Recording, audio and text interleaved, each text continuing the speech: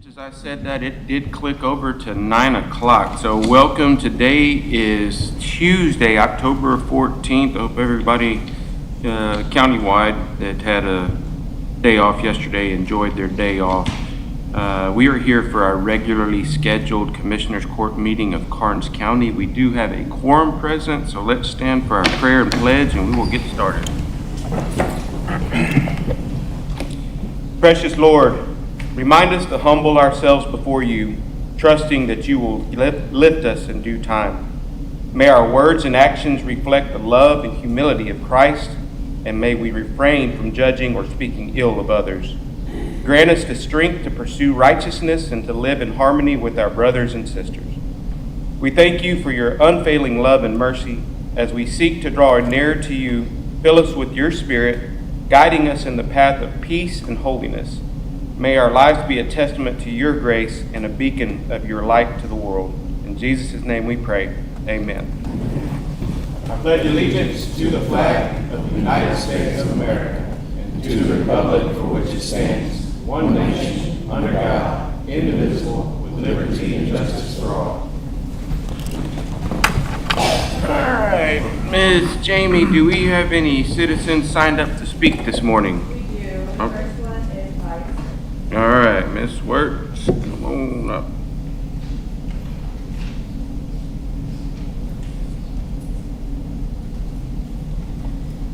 Good morning, gentlemen. Just wanted to comment about the purchasing policy briefly. It was just updated last month, but obviously the auditor and county attorney failed to read the whole policy, or they would have noticed that it still said that the department heads order computers, not IT. Also, if we are now using a category in personnel services, which I think that should be personnel, and operations, do we really need to verify with the auditor's office that we have money in our line item to order supplies, etc.? I mean, Tom said the bottom line is all that matters, so why do I need to make sure I have funds available as stated in Chapter C, rules for specific purchases? Also wanted to comment on item 21 concerning adjusting starting salaries for certain positions in the Road and Bridge Department. I am well aware that committees are used only to give advice or guidance, and the final decision is Commissioner's Court. But a few things. This should have been taken to the salary committee first. Even if Wayne had taken it to us and we said no, it didn't mean he couldn't still take it to court. But the whole point is he isn't following procedure that the court set by having a salary committee. This should have been done during the budget process, not 14 days into the new budget. I'm not a gambler, but I'm going to bet he has 3 votes already to pass this. My vote is Wes, James, and Benny are my guess. If you allow this, you'll be setting a precedence that you can't go back on. If I come up here or any other department head elected official and try to do the same thing and you say no, that's discrimination and a lawsuit waiting to happen. Think wisely before you make a decision. And finally, are we ever going to get an update on the building across the street? It's been like that since mid-July, and I think we need an update. Thank you. Thank you. Any others signed up to speak? Yes, Ms. Happy Pat. Ms. Pat. And yes, I know the rules, Judge Hickey. Good morning. I told Commissioner Viatric at the September 23rd meeting how much I appreciated the time and effort he put into questioning reasons why or why not the court would vote to spend taxpayer money. I appreciate Commissioner Viatric's attention to old, unusable, outdated items, furniture, office supplies, and other items that are just taking up space, especially because the county always seems to need more space. I've been coming to Commissioner's Court for about 6 years, and I've never heard other commissioners express concern about wasteful storage of no longer used equipment except for vehicles like EMS or sheriffs or road and bridge. I hope Commissioner Viatric never stops digging. We all need to guard against being complacent. Regarding the special meeting September 30th, 2025, item 7, which might be item 12 today, I didn't read it carefully, establishing a committee to review Karnes County purchasing policy and provide recommendations to Commissioners Court. Discussion included the confirmation that there are many committees established to review planned projects in the county, so there must be wisdom in having more eyes and ears involved when planning to spend taxpayer money. Commissioners Lissy, Rosales, and Giesler have all established committees for these purposes, and I'm sure they've seen the value in it. Commissioner Lissy stated that he objected to item 7 because between Road and Bridge, commissioners, and other powers that be in the room, and I quote, "We have over 100 years of experience. What concerns me is what kind of experience. What I haven't seen is 100 years of transparency. We are talking here about money that comes from taxpayer pockets." And that was the next thing Commissioner Lissy brought up, was money coming out of taxpayer pockets 2 weeks ago when he brought up the missed deadline on the grant. He asked how much of the money came out of taxpayer pockets. The answer, I think, is none of it. It was never in my pocket, so how could it have come out of my pocket? I'm not real familiar with grants and how they work, so I asked a couple of friends who have written them and have been involved with them for years. What I understand, the money from a grant must be used specifically in the way the grant was granted. Reports must be made at specific times during that time frame of how it's being used. And if the grant money is misused and reports are not made, the grant can be denied in the future. The use of grant money for the Sheriff's Department in the past may be questionable. So before the missed deadline for applying for a grant this year is used by anyone as a weapon against county officials, a good understanding of grants is needed, and serious thought should be given to what might be discovered if there's an investigation into the previous use of grants. Thank you very much. Thank you, Ms. Patton. Do we have any others signed up to speak this morning, Ms. Leal? One more, Josh Cortez. All right, Mr. Cortez, come on up.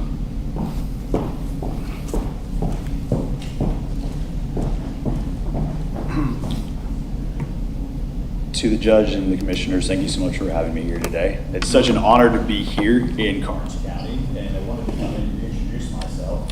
My name is Josh Cortez, and I met many of you when I was previously Deputy Chief of Staff and the Political Director of Montgomery Cruz.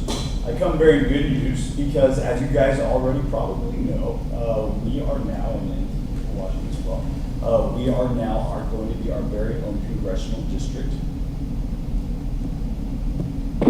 Okay, great. Again, real quickly, my name is Josh Cortez, and I was Monica de la Cruz's Deputy Chief of Staff and Political Director for this area.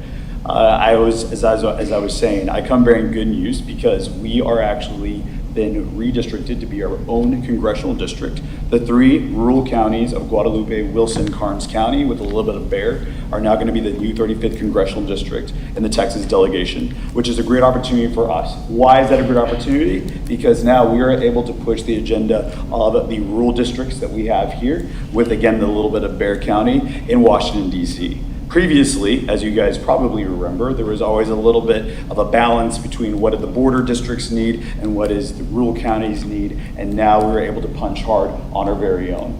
I was a political director in 2022 when we first split this area from blue to red, and then I went to go work for Monica's office. Previously for that, I was a defense liaison for our Senator Kay Bailey Hutchison, and my background in Congress and regional awareness of this area is something that has greatly benefited me and also benefited both of our offices.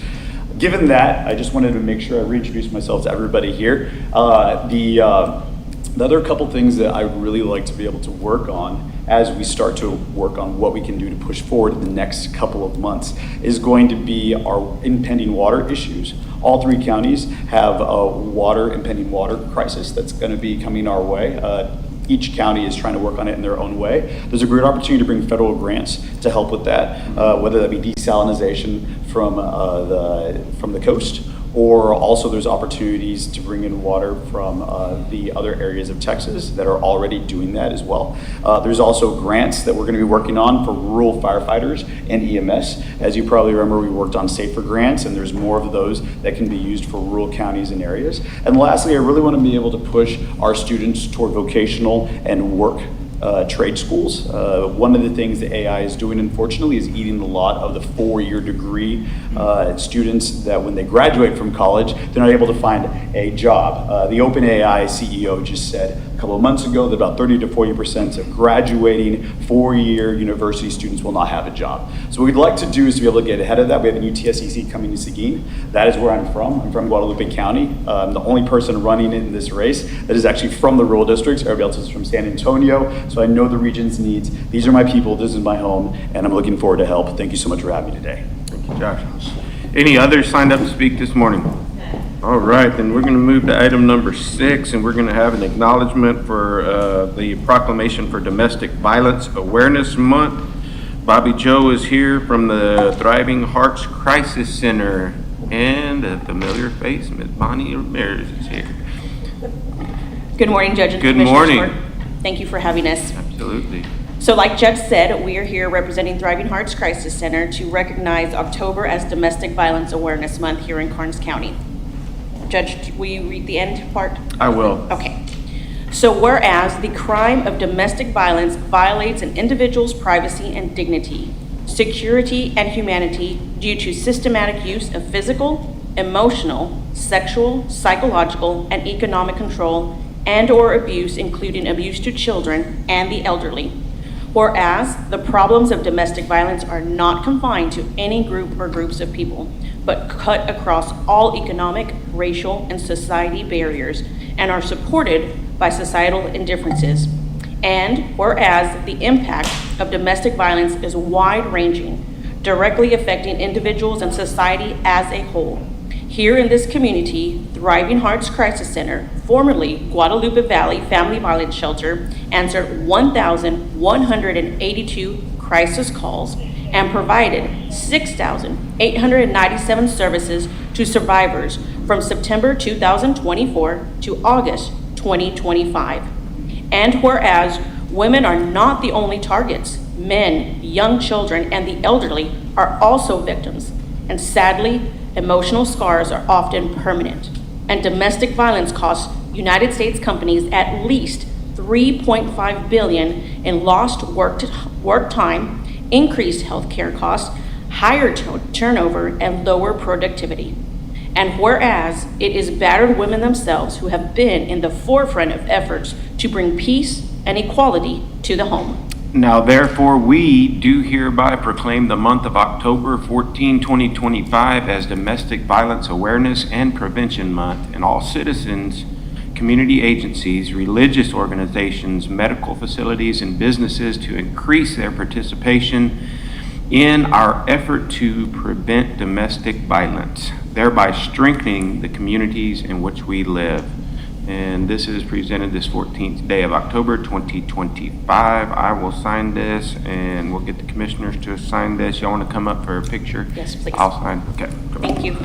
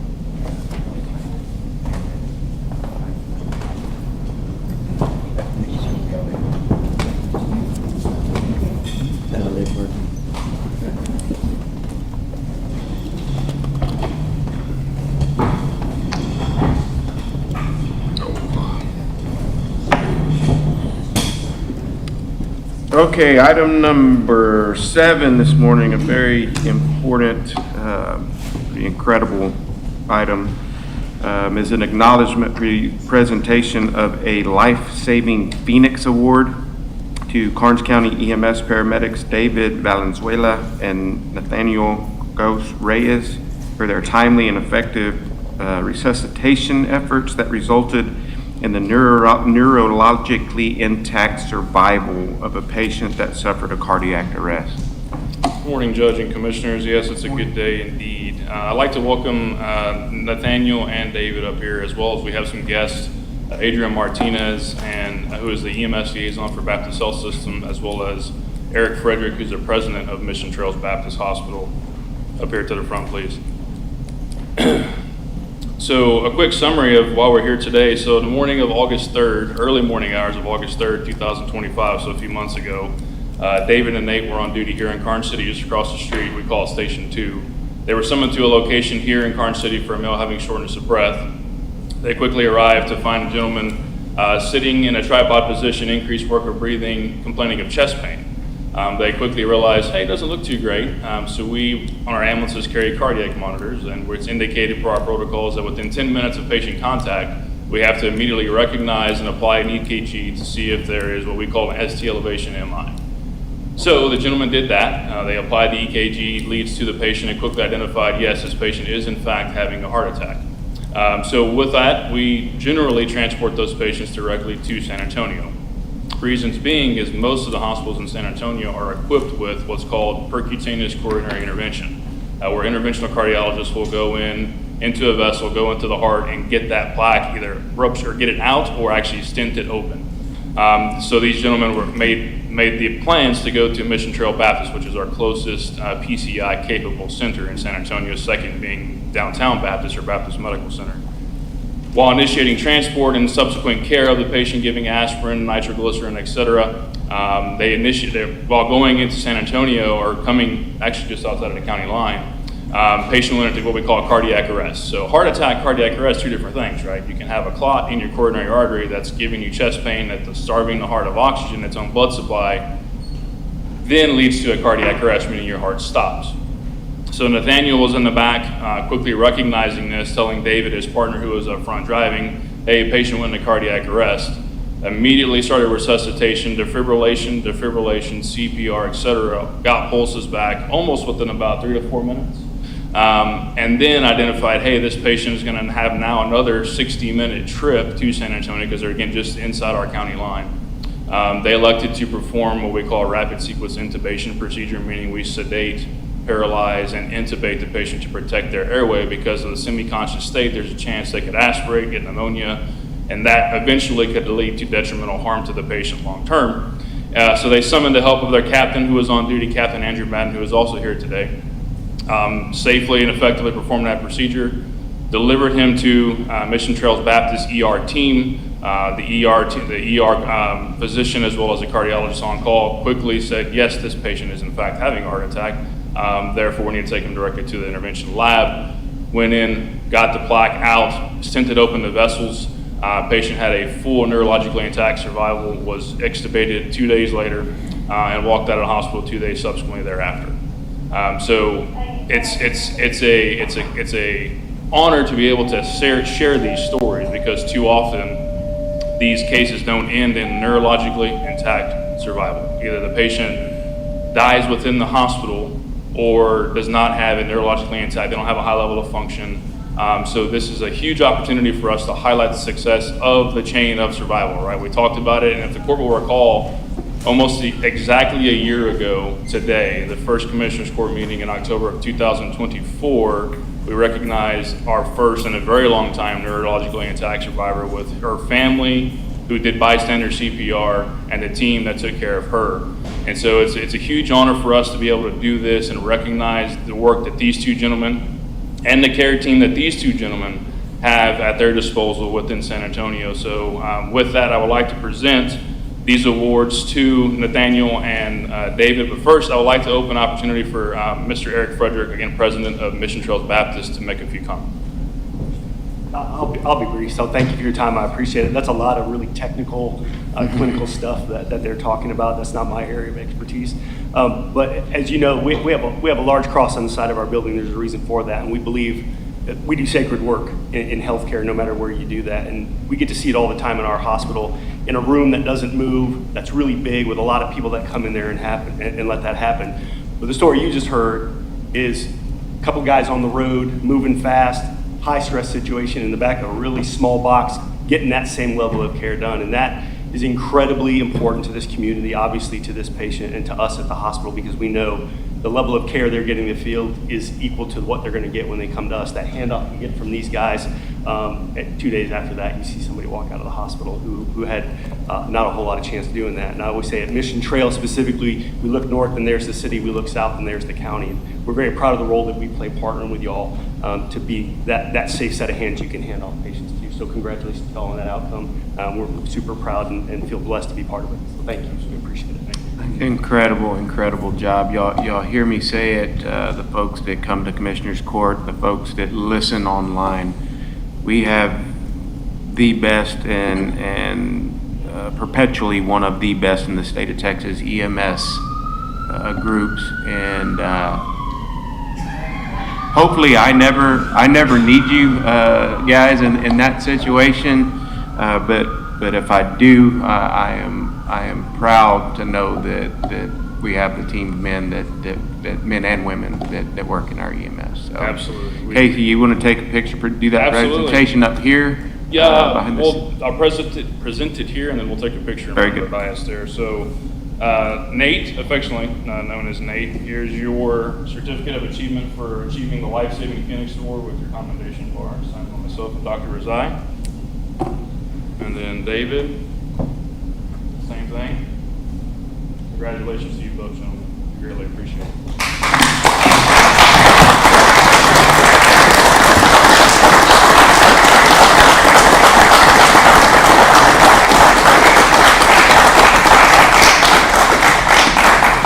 Come on up, guys.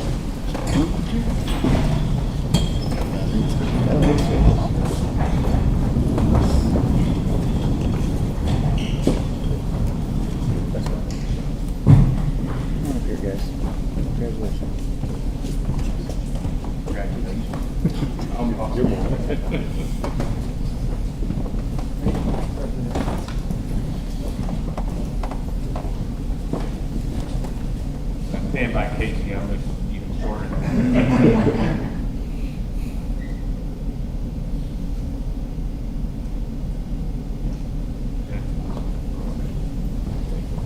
Thank you again, guys. Yes, sir. Appreciate it. Thank you.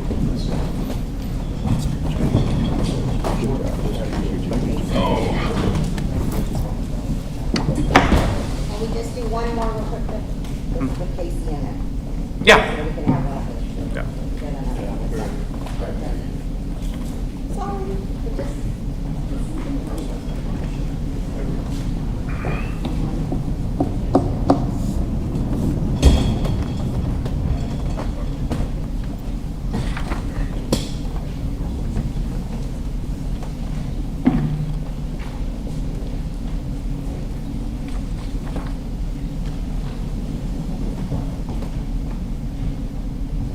Okay, item number 8 is another acknowledgement. We're not shuffling chairs around for this one, so not for that.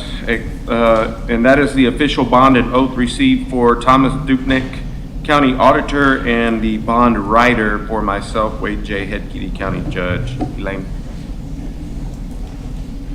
Good morning, Judge. Good morning, Court. I just wanted to present the bonds that came in.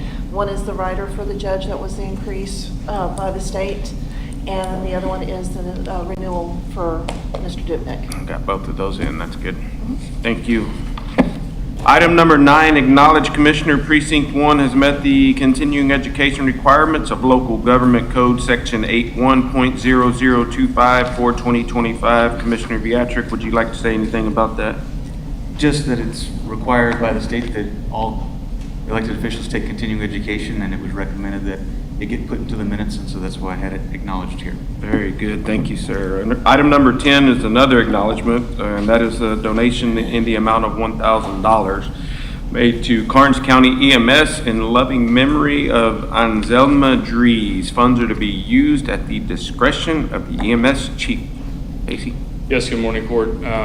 This is again a housekeeping item. We want to thank the family of Mrs. Dries. I was contacted by her son. They, in lieu of flowers for her services, they took donations for both Fall City Fire Department and Karnes County EMS, and they were very generous in providing $1,000 of that to our department. So we're greatly appreciative of that, and we just wanted to have the court acknowledge that for appropriateness. Awesome. Thank you, Thank Casey. y'all. Thank you, Mr. Family of Mr. East. Item number 11, discuss, approve, disapprove, update Karnes County Purchasing Policy revised 9/23/2025 for further changes due to fiscal year 26 budget departmental purchasing changes as discussed in Commissioners Court on the same day, and any other changes deemed by the court. Pages 9 and 10, Tom Dupnik and Jennifer Tapia.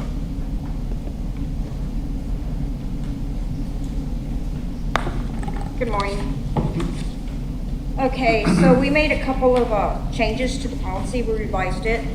If you go to Chapter C, credit card purchases, anything being purchased with a credit card will not be requiring a purchase order. And also the computer technology purchases should all be made through the IT director. Okay, and then also speaking with Casey, Chapter 271, Subchapter H is going to be taken out of it. It is no longer in need of it, so we're going to go ahead and take that out also.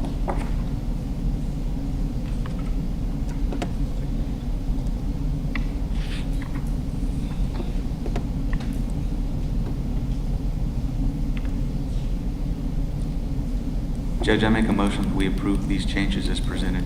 I'll second. Got a motion and a second. All those in favor signify by raising your right hand. Anybody opposed? None? I don't think. I didn't Thank see you. any. Thank you. Thank you. Item number 12, discuss / take possible action amending the Karnes County purchasing policy. Commissioner Beatrick. Sir, all the concerns I had have been addressed in that last agenda item. Okay. No other discussion. Item number 13, discuss, approve, disapprove amending the pay rates for regular variable hour, aka PRN, employees within the EMS department. If approved, this would not require a budgetary amendment. Casey? Good morning again. So this is something that I've been kind of wanting to do for a while, and I'll kind of set the foundation as to what it is. Thanks, guys, for being here. So our full-time staff, we're 24 strong. We use that to staff 3 ambulances 24/7, 365, with 3 on-duty captains that work 4896s, just like our guys, myself and Derek as the 2 admin 8 to 5 folks, and then Dr. Razai. And so our PRN, as what we affectionately know them as, are classified within the employee handbook manual as regular variable hour employees, meaning that they're regular in that we have them on the books. They're variable in nature, that I don't know month to month, week to week, year to year, how many hours they may or may not work, because they literally work as needed, defined, or abbreviated as PRN.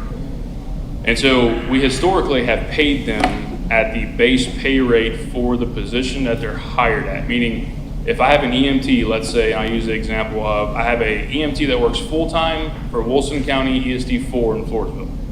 That's their full-time job. They work 4896 just like we do here. So they have 4 days off. I have vacancies from time to time because somebody wants to take vacation, somebody calls in sick, somebody goes on an FMLA, any of those scenarios that play out. I can utilize and hire that person as a PRN employee that works full-time at Wilson County. I'm going to bring them on as a PRN. I train them, I get them orientated to my department, I get them credentialed by my medical director. I just kind of have them in idle. So when Bob needs to take off, because he wants to go on vacation, so he wants to take a 24-hour shift off, I can bring my PRN employee that I hired previously and fill that vacancy. Does that make sense? So historically, we've paid those PRN personnel at the base pay rate for the position, i.e. EMT basic, advanced EMT, and EMT paramedic. And you should have the one pager that I put into Civic Clerk for you that has the base pay rates for those positions. I want to be clear, I am not wanting, advocating, or requesting to change the starting pay rate for the full-time positions. I'm simply wanting to only look at our regular variable hour employees, PRN employees. My suggestion is that we increase them by time and a third, meaning that I take that starting pay rate and multiply it times a time and a third, basically. that is still below the threshold of overtime, because if I were to have, if Bob's gonna take off on vacation, I have to have that spot filled. If I don't have these PRN folks, I have to get one of my full-timers to come and fill that position at overtime rate.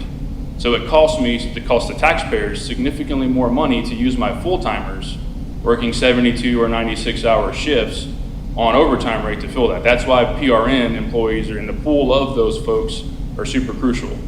Candidly, the reason I want to increase it is to provide a little bit more monetary incentive while still being less than the overtime threshold, meaning that if somebody in Wilson County is going to go work in San Antonio for significantly more, and classically in the industry, part-time employees or PRN employees we're talking about today are paid usually double hourly rates based on what from their full-time counterparts, because ultimately they are cheaper than having that full-timer come in at overtime rate. So that's essentially what I want to do. The pay rates before you, again, are taking the starting pay rate for that position and taking it a factor of time and a third.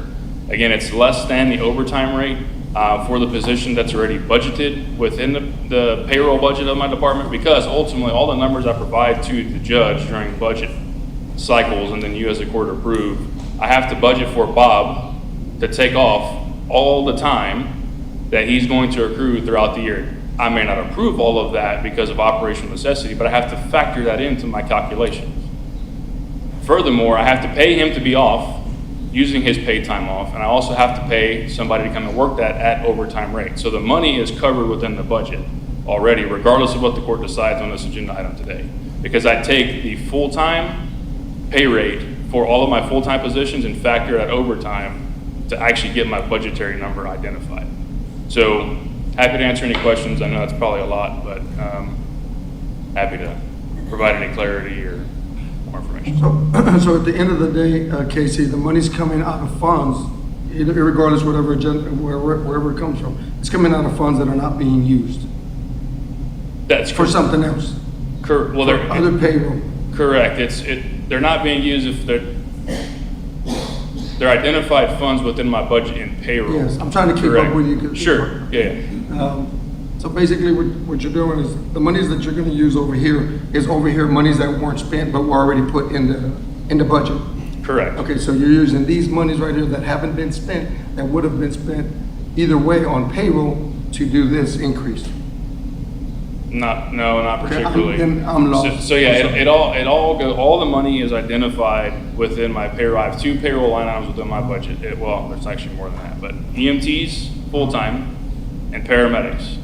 There's 2 pots of money. Additionally, per the request of the auditor and a judge, is identify paid time off, vacation, sick leave, overtime for EMTs and paramedics, as well as holiday pay, because I have to, we don't take off on holidays, so I also identify that money. So the money is budgeted as contingency within my own budget. So it's there if I need to use it.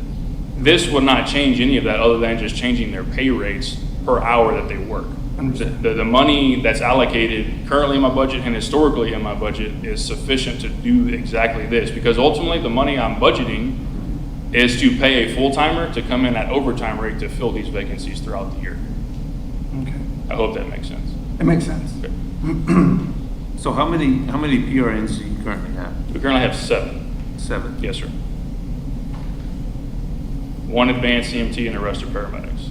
It's advantageous for me to have mostly paramedics because they can fill any vacancy within my department, because again, if a paramedic takes off or gets sick or gets hurt, I have to fill that with a paramedic, whereas I cannot fill it with an EMT or an advanced EMT. So if an EMT or advanced EMT takes off, I want to have that person, want to have that vacancy filled by an EMT or advanced EMT, but ultimately that paramedic can come in and fill that vacancy as well.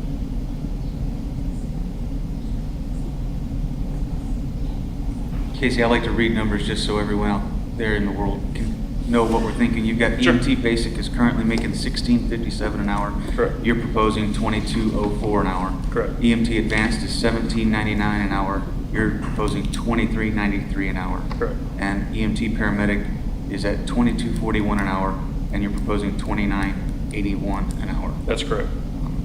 And again, as stated previously, all those dollar amounts as proposed are less than the base overtime rate for those positions. So the starting pay rate for EMT basic of $16.57 an hour. Time and a half of that is $24.86 an hour. So my proposal is roughly $2 less than that.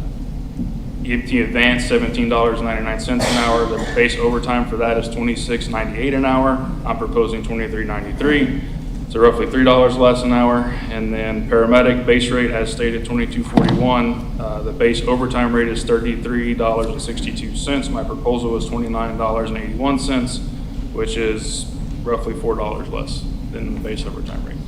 And Casey, where did those starting pay rates come from? That's what we've identified, back in 2015, and then per the factor of the salary committee and the midpoint plus 5%, plus 3%, all of that, that's where the starting pay rates currently live based upon a recommendation of the salary committee as well as that of the adoption of the court. I would advocate, and I've been pretty vocal about this, not to get too far in the weeds, we need countywide, we need to look at probably starting pay rates, but that's where that came from. So, I mean, I did a little quick search, and the proposed rate you're asking for is higher than what the modern is, that I found in the search. However, I know you and I talked about that, and I completely understand and agree because of where we're at, that you have to have more of an incentive. If not, they're going to go to San Antonio, they're going to go somewhere else. So that's correct. I just wanted to point that out, that if someone does do a search, they're going to see that the proposed PRN pay rate that you're proposing is higher than what the normal is out there, but understanding that we're in Karnes County and that incentive, as you stated earlier, is there. So I just wanted to point that out. Correct. No, thank you for that. And again, I would say it's an industry standard for part-time or PRN pools of folks to have this thought process of higher pay rates than what their hourly pay rate is for full-timers. Because again, keeping in mind, I'm fine with our current pay scale for full-time. Because again, those folks are working 56-hour average work weeks. Their built-in overtime is 848 hours a year. Like that's scheduled, that's known. Granted, we always exceed that because of vacancies and all the things that go into public safety and 24-hour operations. But yes, Commissioner, I completely agree with your statement, 100%. Thank you for pointing that out. Judge, I make a motion to approve many of the pay rates for regular variable hour, aka PRN employees with the EMS department. Second. Okay, I do have a couple of comments. Casey, how much money did we budget in the contingency fund for this specific? And when we have that number, what happens whenever we run out of that money? You talking about for fiscal year 26, Judge? Yes, sir. What happens then? I mean, we're not going to be able to employ those PRNs because we've run out of that line item amount for the contingency for the PRN. Then we're going to have to pay our base overtime rate for our regular EMT paramedics that currently work for us that we'll have to fill in. So I'm pulling up, that way I can speak with accuracy. And it doesn't have to be the exact number right now, but do you, So for paid time off coverage for paramedics only, we budget $76,030.64. For advanced EMTs and EMTs, paid time off and vacations, $18,060.16. Additionally, holiday pay, we budgeted $46,000 for paramedics, $19,000 for EMTs. Additionally, for our full-timers, we require, as well as our part-timers, we require them to attend 2 grand rounds a year, go to a cadaver lab for 8 hours, all the cleaning, training, and education. $51,000 for paramedics and $8,000 for EMTs and advanced EMTs. And so the one thing to point out, that is in addition to paying the individual that's off, right? So that dollar amount that I just listed for paramedic and for paramedic PTO and vacation at $76,000, that is in addition to paying the folks that are off duty that took that PTO and vacation, because that number is already encumbered in their annual gross income, right? This dollar amount, the $76,000, is to have somebody to come in and work that shift for those number of hours. So it's basically another full-time position is basically what it works down to. And then advanced EMT and EMT is less because we only have 4 of those individuals in my payroll, all the rest are paramedics.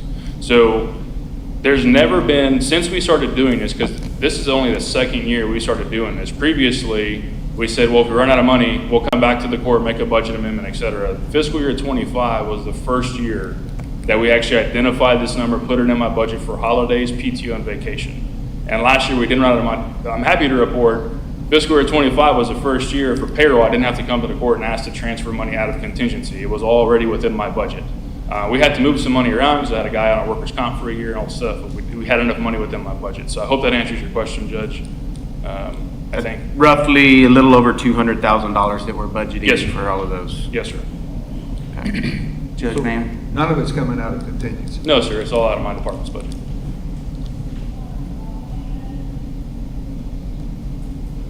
Commissioner Beatrick, you had a comment? Well, Casey, I don't disagree that these gentlemen deserve this higher pay. I mean, it's a very stressful position and a lot of training required to take it. My understanding, though, where the base starting pay, what you're paying, that's a pay rate that's been set by the salary committee, correct? That's correct, and adopted by the board. And I, agree with you that I think we may need to consider a countywide increase in salary pay, but I think that's something I'd like to hear from the salary committee. Correct. So I personally would like to hear from the salary committee before I go and vote to increase any salaries at this time. I respect that. Yeah, I agree with Commissioner Beatrick. I think you're setting a precedent, especially today of all days. While I do agree that those guys need that, I think that should be something that we should address during the budget, and we did in a way, but I get it, but I don't like what that then leads to, if that makes sense. But we do have a motion and a second on the table, so all those in favor signify by raising your right hand. Anybody opposed? 3, motion fails. Casey, thank you. Thank you, Court.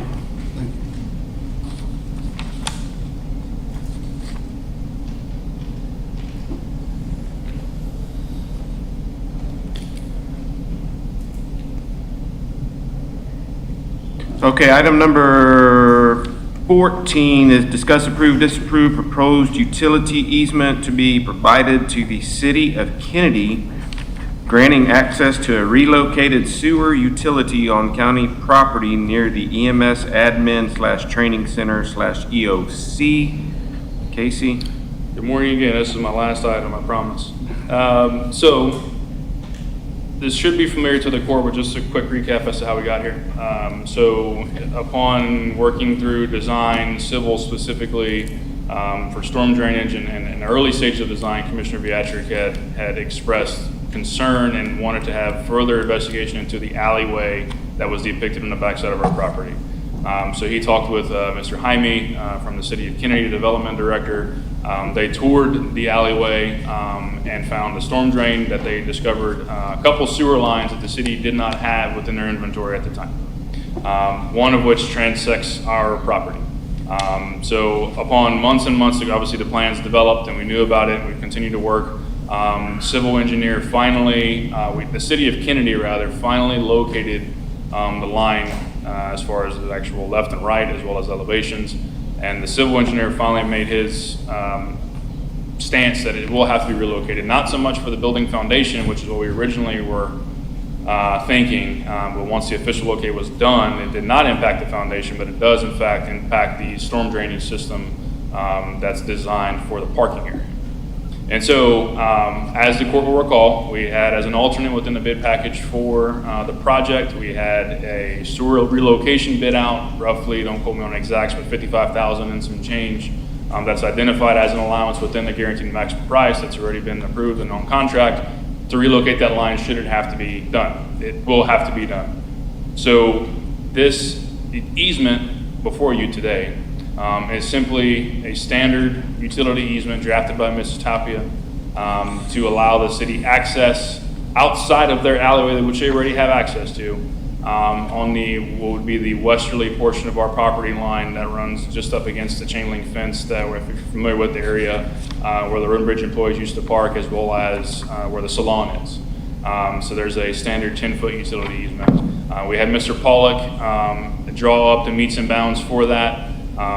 of which this easement is based upon, and the exhibits are attached to it. We're simply asking for the court to approve that today so that Commissioner Beatrick, accompanied by myself, can go to City Council this evening and provide said easement to them for their consideration and hopefully approval of not only the easement, but also the proposed relocation of that line and the plans as depicted. Happy to answer any questions based off of that. Should this pass, do you want this sign today to take with y'all to? That would be my preference, yes, sir. I'll make the motion to approve item number 14 as presented. I'll second. Okay, we've got a motion and a second. Any discussion? All those in favor signify by raising your right hand. Anybody opposed? Motion carries. Thank you, Casey. We'll update you after council this evening. And it does, it looks, if you've not driven by there, drive by, the old road and bridge is gone, and it looks good over there, so moving along. Item number 15, discuss, approve, disapprove sheriff's recommendation awarding a 3-year contract to Correct Commissary LLC for inmate commissary services at the Karnes County Sheriff's Office and Jail at 500 East Wall Street, Karnes City, Texas, 78118. Good morning, Court. Morning. Yes, so we put out for bids for a commissary, and we sent out for Correct Commissary Turnkey Solutions, Corrections, and Sterling Company. We reached out to all three, and Turnkey Corrections came in with 40% on all sales. Sterling Company was 25% on all sales. That commissary was 32% on sales to inmates, and outside sales was 25%. So also when we reached out to them, Sterling Company Turnkey Corrections seemed like the way to go with 40%. However, they would never get back with us, which was something that we heard from other jails. In other words, they pretty much cater to the bigger jails like up in Houston, Dallas, Fort Worth, and the smaller jails fall to the wayside. And that's what we were finding when we reached out to them. The next best commissary that we could find was Correct Commissary, and they came in with 32%, 8% right behind them. We already have them for our inmate phone system, and that gentleman in sales and service contacts me every month, sometimes twice a month, to check on us to see how we're doing. So he is really good with customer service, and he was ahead of schedule when he installed all the phones and tablets that we never got from the last commissary that we had. So these bids were all open in the auditor's office. I discussed it with them. They were in the middle of doing the budget for everybody, checking everything, and pretty much said, hey, whichever one you feel best with, just present that. So we did submit the contract to Ms. Tapia. It was a 4-page simple contract, which I like, and I didn't hear anything back as far as negativity. So I'm here to present that today. We'd like to go with the Correct Commissary LLC for inmate commissary. Sheriff, and I met with you and Deputy Katara, or Chief Katara. What was the need for the change on this? Like, why are you guys trying to change this up? So the current one right now that we have, we're only getting like 20 percentile on that one, and then it is also up here this next month for resubmission for bids.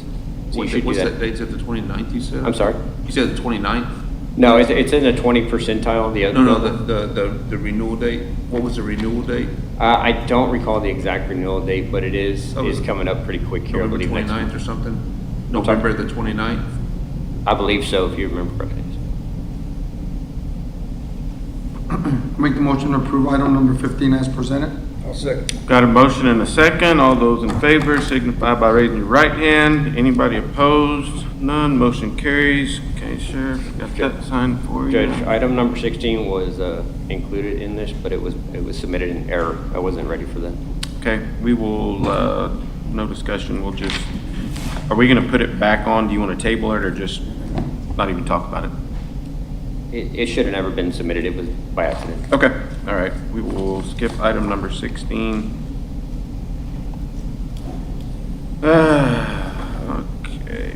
Item number 17, discuss approve, disapprove entering into a contractual agreement with Central Square Solutions for computer-aided dispatch, CAD, mobile computer terminal, MCT, records management systems, RMS, and jail management systems, JMS. Chief Guitarra. Good morning, Judge and Commissioners. How are we? All right. So for this proposal, we've already budgeted for this line item in our budget. This today is to get the approval from Commissioners Court to enter into the agreement with Central Square. Central Square basically provides the CAD system, which is for our dispatch, our mobile, which is for our guys in the vehicles, RMS was the back end, which also ties in all our CID guys into it, and then the JMS, which is our jail model. So right now we pay for 3 different services. Dispatch has Tyler, we have CopSync, and the jail has Odyssey.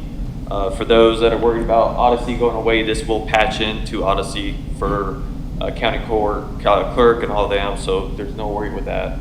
They're gonna pass that in, so y'all will still get your information directly to Odyssey. One thing, this service, I could talk for hours and days on this. It does, it brings all 3 that we have that don't talk to each other into one. So when 911 gets a call, they're putting it in the system. That live information that's going in the system is getting directly to the guys in their vehicles. This system will also provide EMS, their CAD system too, and mobile. So any information that we're getting, they're getting live. So officer safety, we always speak about, we always want to think about EMS safety too, because if they're getting dispatched to, like I say, assault in progress with a weapon, they know that and they know to stage. They'll have any kind of information you need. With that, you'll be able to do sky's the limit with the CAD system of geofencing. If we have big old spills, a large explosion, dispatch or the supervisors can actually set up a geofence for however many miles. We need 3, and that'll tell the guys what we need to evacuate and stuff like that. I really love this system. It, like I said, it integrates everything from top to bottom. When the guys get an arrest in the field, they can actually do their arrest report while they're waiting for the record and send it to the jail. That way they get to the jail, drop them off, do their complaint, and they're back on the field. This also eliminates them really going to the office, so they're in the communities a lot more. They're able to hang out in the communities and do their reports real quick instead of sometimes having to come back to the office because the current system we have just isn't there. Same thing with the jail side. Jail will have all the integrations. We have put in here the integration for image trend, right, Casey? Yeah, I think it's image trend, which also goes to their reporting system. Yeah. But I can talk for days, but I won't. So the Central Square Solutions is going to cover the computer-aided dispatch, the mobile computer terminology, and the records management system, and the jailman. All 4 of those are under this Central Square, correct? Yes. Okay. Yeah, and I will say right now, what we're budgeted to pay for all 3 systems we have is $142,000. This, the first year, will be $195,000, so it doesn't go up much for 4 systems in one, pretty much. Instead of we're paying 3 right now. Does this happen? And I visited with you and Sheriff the other day on the Hill Country. Did you ever find out? Does this work? Will it interface with that as well? No, I did not find that out yet, but I do have a representative for Central Square who's here today. Okay. And this is in your budget, right? Yeah, the initial $376 for the startup and everything else is in the budget right now. I'll make the motion to approve item number 17 as presented. I'll second it. Okay, we've got a motion and a second. All those in favor signify by raising your right hand. Anybody opposed? Motion carries. Thank you, Scott. Thank you. Sheriff, you got the next one. Item number 18, discuss, approve, disapprove ECS Southwest LLP subsurface exploration and geotechnical engineering services for the Karnes County Sheriff's Office and Jail. ECS proposal number 20:3283-GP sent by the Chapman Firm PLLC for ongoing jail repairs. Sheriff. Yes, sir. So this is just for ongoing jail repairs again. The approval to proceed with this amendment in, I guess, a contract. So, Ms. Tapia, you know more about this than I do. I sent that to you, so you can help me out with that. So they're just wanting to do exploration, more boring, and other things to help shore up the jail. Ms. Tapia. That's correct, and then basically, the Chapman firm just renegotiated some of the liability limits and other things with ECS. So this is basically just to approve ECS to begin those geotechnical explorations that they need to do to figure out what needs to be fixed. Thank you. It's all good, Judge. I went through it and everything. I talked with, excuse me, with Jennifer about it. I didn't call the Chapman firm, not to bump up the bill anymore, but Jennifer already had called the Chapman firm, got everything done, so it's good. I'll make the motion to approve item number 18 as presented. I'll second. Judge, may I? Yes, input Commissioner on Guest. this? I agree that this needs to be done. For the base services is $11,000. Reading through the contract, it specifically said that line locations typically only go up to the property line, and they recommended that we hire a private utility locator to locate any lines that are inside the property lines. I think that would be very wise of us to do for the additional $1,200. So if the motion includes the $1,200 for the private utility locator, I support that. The $1,200, it's not in here, right, Commissioner? You're talking about it's an additional. It is an additional. Line locate. Correct, sir. Page 8 shows the proposal. Most of the companies that come and do the line locate, they'll check all the lines into the property, pretty much up to the edge of the properties, but which ones are you talking about? So they're gonna do 7 bores on it. I agreed, and I don't know where all the lines are on the property. I'm not sure that anyone does, and I know that we're actually going to be drilling through concrete in some spots. Yes, sir. And I can't remember what page it was on. I read through this weekend, and I just remember reading that in one portion it says that the line locates typically go from the road all the way to the private property, but they will not locate on your property. So our sewer lines, our lines that go to the gates that open and close, our electrical that might be buried, those things won't be marked by typical call to 811. Yes, sir. Therefore, they recommended that we hire a private utility locator for $1,200 additionally. Yes, sir. I think that would be great, a great savings to know where those lines are instead of boring through them. No, yes, because even if we have the blueprints, sometimes the blueprints are off and they could have built it different, the contractors, so yes, I agree with that. Thank you, Commissioner. Yes, sir. So are you amending your motion to include the 1,200? Yes, sir. I amend the motion previously given to include the 1,200. I'll second. To approve. Okay, motion and a second. All those in favor signify by raising your right hand. Anybody opposed? None. Motion carries.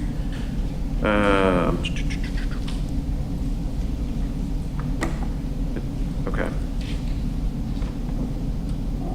Item number 19, discuss, approve, disapprove, sending RFQs for replacing air conditioning units for the Karnes County Sheriff's Office Jail. Reference capital outlay budget for jail facility equipment line 500-500-5731. Sheriff? Yes, this is to replace the air conditioners that we asked for the funds for coming into this budget cycle. I couldn't get it to Commissioner's Court fast enough. My AC went out, another one, different one for the dispatch and control room for the jail. So I'm here for approval to send out those RFQs and get some bids in.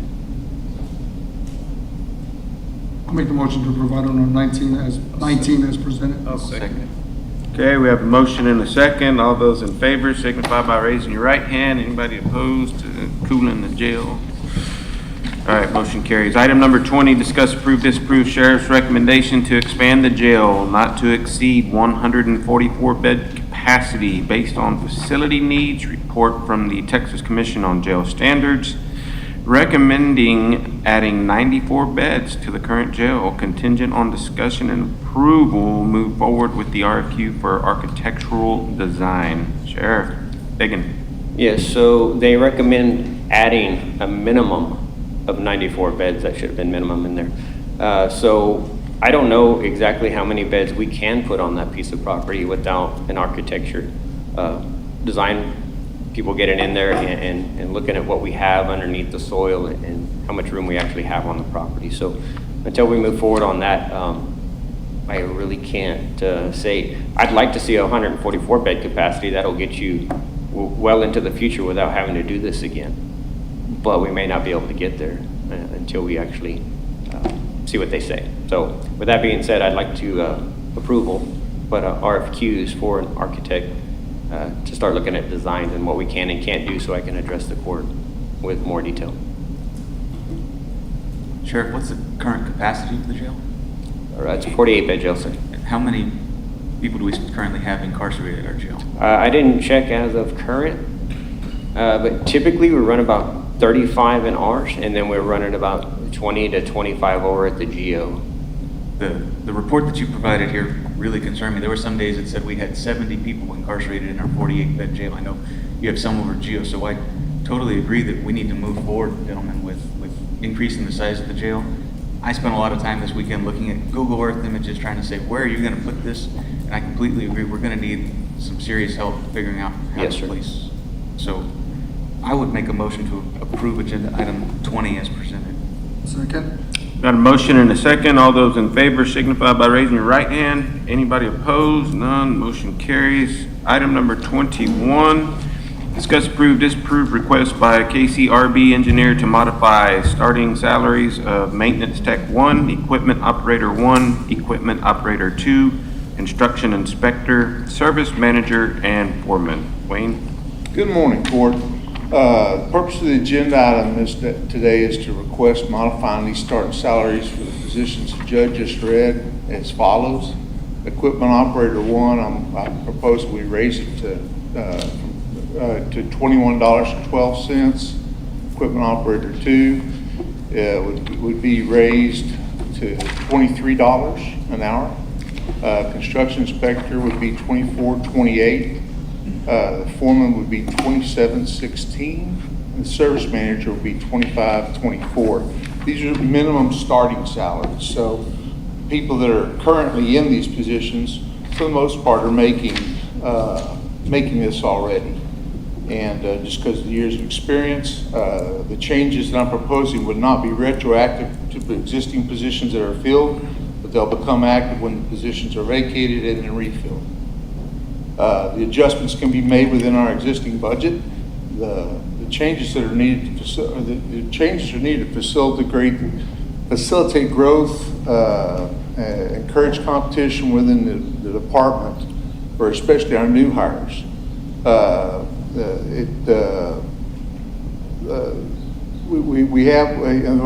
We're largely, my staff is largely an aging population, heavy on the older end. We have about 43% of our people that were between 43% of our people between 60 and 69, and you can really see this when you get into the heavy labor stuff that we do in the field. So basically, by encouraging competition, we're trying to fill from the bottom, leverage off the experience that we already have in the department relative to paving, construction, and that sort of thing, so we can get some younger blood in here and train up the next level of middle management. The people we have today, the people we have today, we're really looking at a significant number of people retiring in the next 2 to 5 years. Probably there's going to be about 6 of them that will retire in the next 2 years. So that's what we're up against, what we're looking at. And again, this is not going to have any kind of a budgetary impact. It'll just be something we put in really to help our succession planning and to try to grow some people as we bring it in, so we can protect the multi-million-dollar investment you guys have made in the road infrastructure. Questions? Judge, man. Yes, sir. Wayne, I agree with you. I think these pay rates probably too low as a starting pay rate. I think we're in an area where the competition is really going to be taking away from who you can hire. But my only concern goes back to what I was saying to Casey earlier. I don't want to make an increase on just one department. I'd really like to hear input from the salary committee about a county-wide check of all starting salaries. Yes, Commissioner, this has already been, the document you're looking at in your packet, it's already been through the salary committee. And the place where we had the last time, when we last left this, that was going to be what I would do is we wouldn't enact those at that time. We were going to go ahead and come back and put those adjustments in when we could make these adjustments. That was the arrangement we had. Commissioner Geisler was there. So this is just the time to do it. What was discussed in the salary committee was we all decided that we should wait at least a year or two and let the STEP program level out and then go county-wide and look at everybody's salaries and adjust, if we need to, adjust the ones that we need to adjust to bring them up for the competition. I agree with what Commissioner Beatrick said, but you do this, you're setting precedent. And Commissioner Geisler, do you have any feedback? Yes, I do. Judge, I'm sorry, I respectfully disagree with you. We did not agree to wait a year and a half or 2 years. It was asked to, Mr. Geisler brought this up to the salary committee. It was asked at that time to push it down the road a little bit. I feel he has. And so I do disagree. It was not asked to be pushed down 2 years and wait for the salaries to line out. And honestly, guys, I mean, the days I have gone ahead and tried to wait as long as I could to bring this back up, but you really are getting to the point where we need to make some changes. It's the right thing to do for several of the people that we'd like to move up at this time. And and as you pointed out, Commissioner Beatrick, we're still going to be well below a lot of the comparison counties that I've identified and the other salaries. So with all due respect, I would appreciate your vote to take care of this now at this time, and that's where I'm at. I haven't seen any reports from the salary committee. Can someone tell me when the last time they met was to discuss starting salaries for all county employees? Do you remember? It was 4 months ago, 5 months ago? Or was it sooner than that, Elaine? We didn't meet at all for this coming budget year because we had set the salary program in process, so probably a year ago. Yeah. Well, when we went to Guadalupe, when we went and visited Guadalupe County, one of the things that they talked about was you have to get your salaries up because you can't compete with everybody else. And they had to bring theirs up so they could compete with everybody, so they could get good, qualified young people so you could start them and they can grow with the program.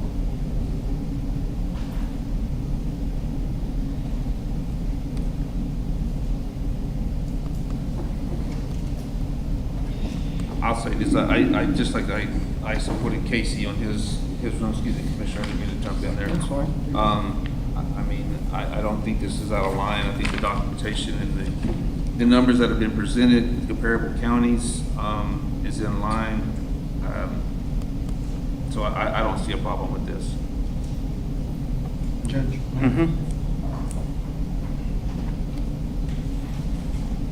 I'm having a bit of a difficult time here. I'll be honest with you. Ones that been here a long time know that I'm pretty straight up. I make, excuse me, my voice is bad today. I make my decisions based on what I believe is right. Nobody can, BS me or nothing like that. I don't get bought, nothing like that. It ain't for friendship. It ain't for any reason. It's because of James Rosales. You elect me to do this job. But today, I find myself in a cross path that I'm having. It's just a difficult decision for me right now. Sometimes I'm thrown to be the tiebreaker. Sometimes I'm not. Sometimes the judge is basically always the tiebreaker. Should be always the tiebreaker. But I've been thrown to be the tiebreaker once in a while, and I don't mind it. Been here long enough. I've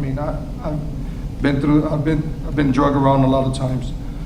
But on this one, thank you, Judge, for letting me speak. On this one, guys, I backed up EMS because when I came in here, I never make a decision out of court, but I came in here not having a problem with either one of those, either with the EMS or either with Road and Bridge. They're the leaders of both of those facilities, so I believe in what they say. That's why I voted for what Casey wanted. But after the judge spoke and Commissioner Beatrix spoke and all that, I felt exactly what they meant.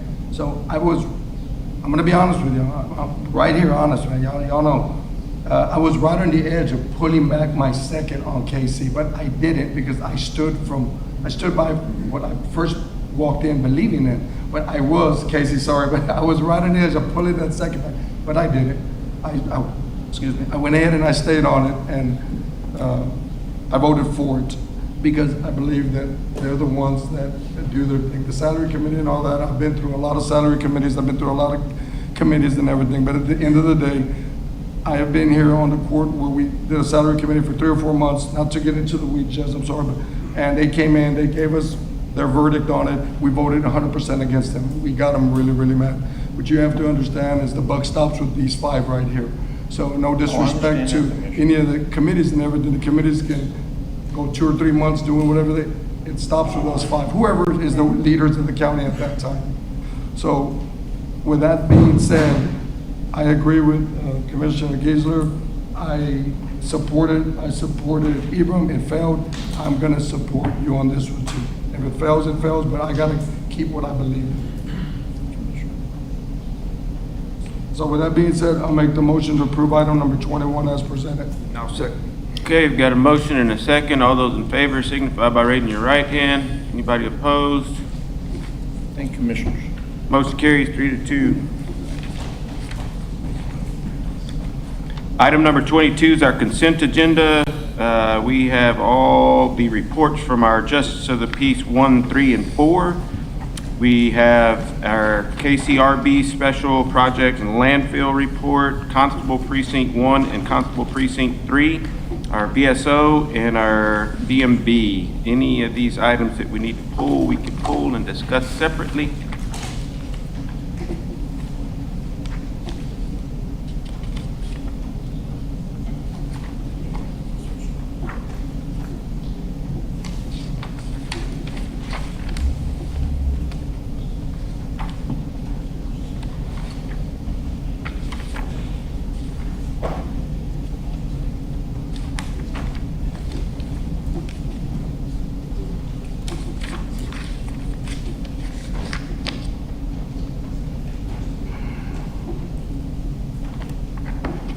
Make the motion to approve the consent agenda. I'll second.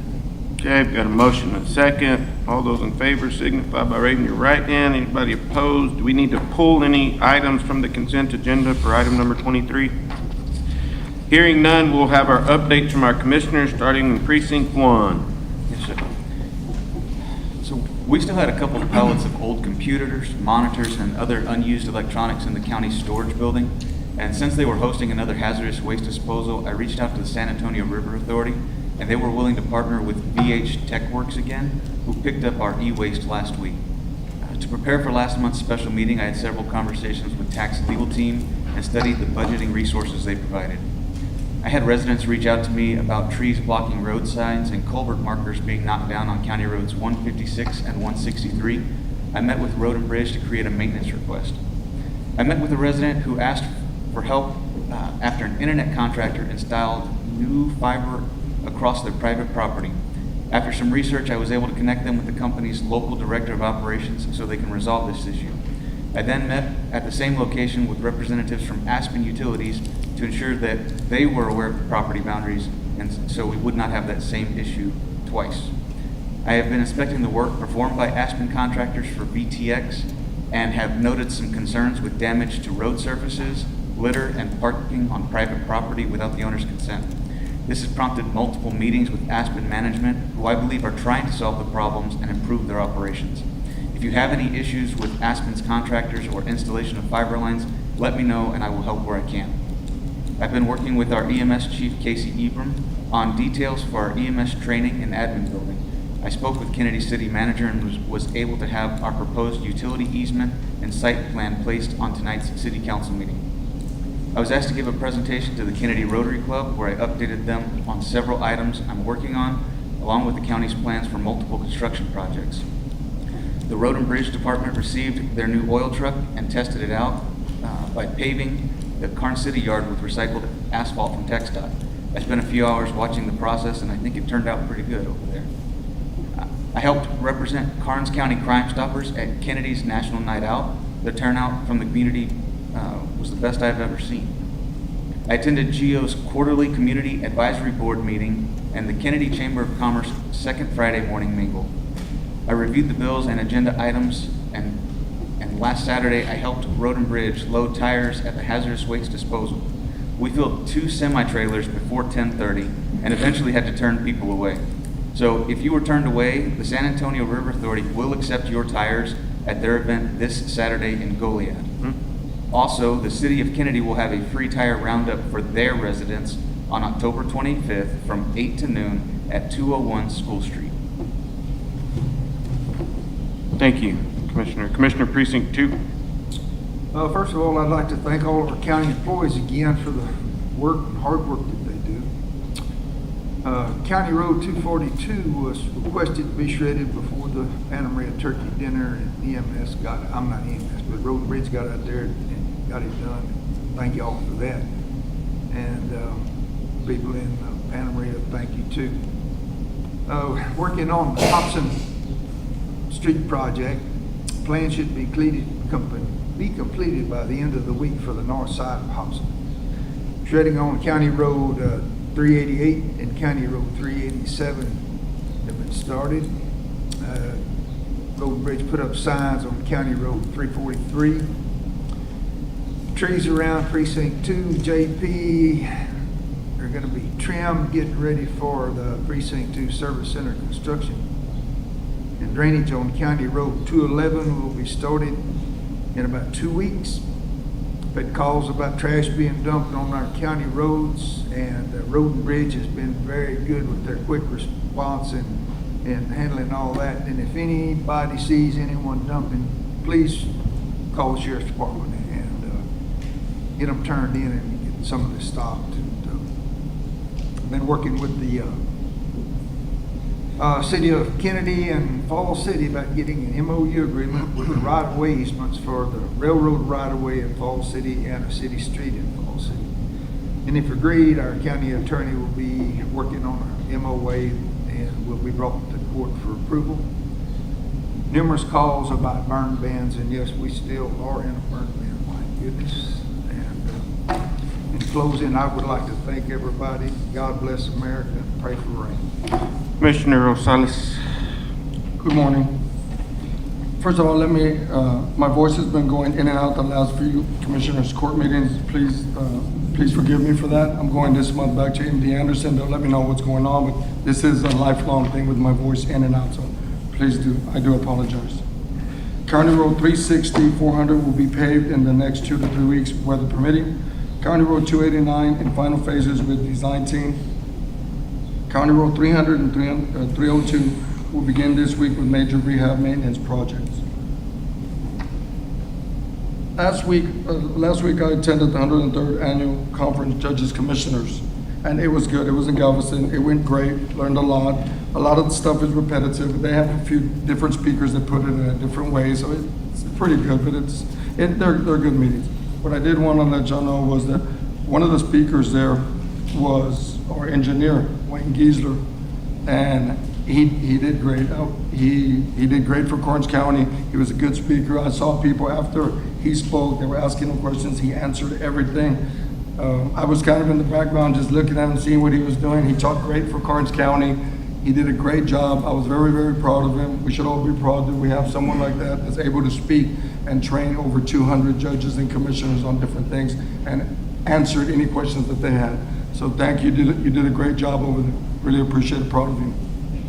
And one other thing, ladies and gentlemen, I know that some of you will probably say, well, every commissioner has different. We come out here, we'd like, for an example, like, I might just talk about the roads and a couple of things. Other commissioners might talk about something else.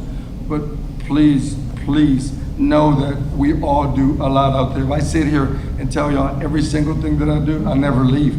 If y'all really want to know everything I do by detail, go look for me. I got a phone number. Hang out with me a day, and you can see what I do per day. But I'm not going to sit here and tell you every single thing that I do because I'll be here for hours. Commissioner Precinct 4. Thank you, Judge. I'd like to start off by acknowledging Ms. Vi over there. I was at a football game last Friday, and she won a $350 pot. And she graciously donated that back to the residents of the community we were at. So I'd like to say thanks, Vi. That was pretty classy. From there, as far as the service center property is going, I ordered a survey at the property of 106 East Front Street last week. I also submitted the EMS RFQ, so it is out there. I dealt with some constituent calls on the burn ban as far as where to go and get a letter that would allow them to burn, and also handled some dumping issues as well. I attended the Runge flyback this past weekend. It was a nice event, a lot of folks there. As far as roads go, County Road 331 and 332, first course grade 3 is going on today. We're waiting on an order drainage inlet for low water crossing. They're designed to begin on County Road 132 and 128. Work on the drainage will begin during the winter. As far as a constable, I would like to take a moment and update everyone. I know a couple of years ago we went out and we gave them a car and insurance and all the items that they needed to go out and patrol their precincts. I talked to my constable here this last week, and everything is working. He is patrolling, and he is capable of writing tickets now. So I just wanted to give everybody an update on that. So be careful going through precinct 4.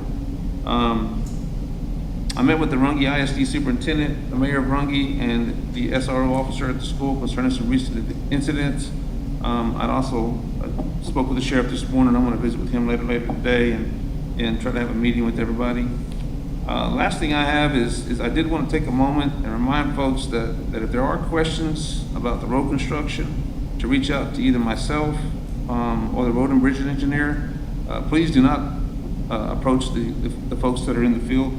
Those guys are out there, they're contracts, they're working hard, and they don't know who we all are, but please direct that towards one of us. That's all I have, Judge. Okay, item number 25, report from our tax assessor collector today. Tammy?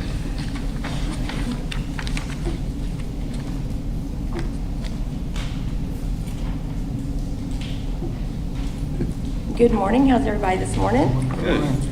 For the month of September, for the county M&O, the current was $16,298.20. The current year-to-date was $21,206,392.89, with 99.08% collected for the month of September. For the delinquents, the month-to-date was $2,710.19. The delinquent year-to-date was $438,285.15, with 24.22% collected. For last year, we collected 99.21%. This year, it's lower than that. The reason being is we had to load our 25s into the system, so they locked us out on September the 26th. We were still getting mail. People were still coming in. We had to take their payments. We couldn't post anything in the system. That's why the numbers are kind of construed just a little bit, because we couldn't do anything because they were loading the 25s. And by the way, you should have all gotten a pretty pink envelope in the mail so you can come in and pay your taxes. On the current INS, the delinquent month to date was $8. The delinquent year to date was $1,730.94.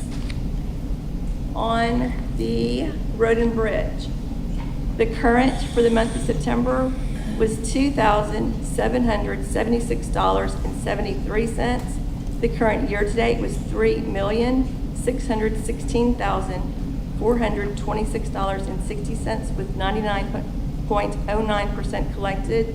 And remember, that was as of September 26th. The delinquent month to date was $482.21. And the delinquent year to date was $72,523.07 with 23.09% collected. Does anybody have any questions? So the 25s got mailed out. They have to lock us out while they load the new system, the new year into the system. That usually takes about a week. We were back in the system on October the 2nd, so we were able to start posting again. Thank you, Tammy. Item number 26, discussion and acknowledgement of personnel changes. Lots of new hires. We have Karnes Wilson Juvenile Probation Department has filled 1, 2, 3, 4 of those positions that y'all heard me talk about for a year or two. Sheriff's Office has filled jailer, dispatcher, another jailer. Road and Bridge got an equipment operator 1, and the auditor's office got their 3rd assistant auditor. Promotions, transfers, reassignments in the sheriff's office patrol, we had 1 there. Resignations, terminations, 1 sheriff's office, 1 in the auditors, 2 in the sheriff, 3 in the, we had a sheriff's office, a school resource officer that I guess retired, and Road and Bridge lost 1. Currently hiring for facility security officers, got 1. I still have 1 open. We're using a bailiff still, and she's sitting back there, and if you want to tell her hi, she does a great job for us. She floats around, but did get another gentleman hired and actually started today, so that puts us on 2. So we've got our facilities taken care of. IT support tech, did we hire? Yes, he starts tomorrow. Okay, so Jimmy got him hired. Karnes Wilson Juvenile Probation Department is still looking for a prevention specialist. Road and Bridge Equipment Operator 1, Road and Bridge Equipment Operator 2 are available. Sheriff's Office needs a bailiff, dispatcher, jailer, mental health officer, and a couple of patrol deputies. And item number 27 is payment of bills.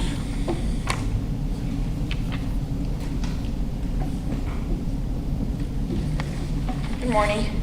We're gonna make a change. We're gonna pull an invoice for Casey's request. Okay, so the total amount that we're gonna be paying today is gonna be $3,009,922.07.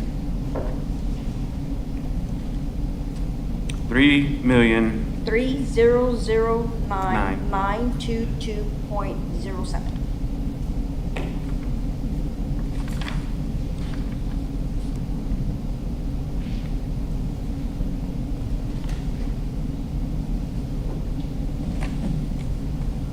I'll make a motion to approve paying the bills, leaving out Casey's request.